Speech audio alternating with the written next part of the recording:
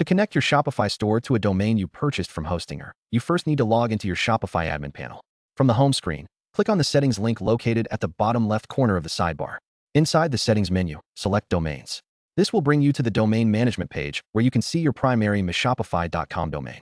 At the top of this page, click the button labeled Connect Existing Domain. A text field will appear asking for your domain name. Type your full domain, for example, yourstore.com, and then click the Next button. Shopify will now attempt to detect your domain provider.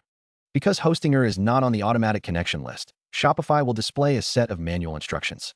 You need to leave the Shopify tab open because it will show you a specific name record and an A record that you must enter on Hostinger's side.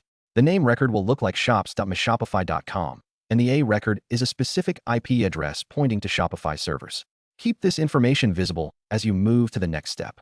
Open a new browser tab and log into your Hostinger account. Navigate to the Domains section from the top menu and click on the domain you just typed into Shopify.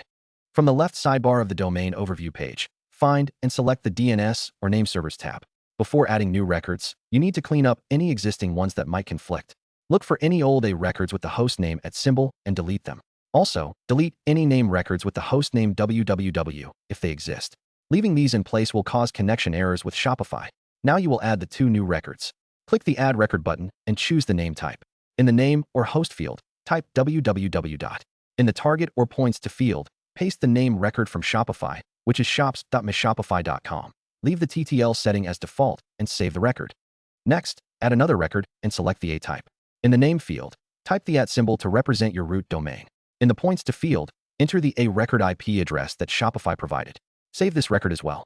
Once both records are added, return to your Shopify tab and click the Verify Connection button. It can take up to 48 hours for the changes to propagate, but Shopify usually detects the correct settings within a few hours. Once verified, set your custom domain as the primary domain inside Shopify's domain settings.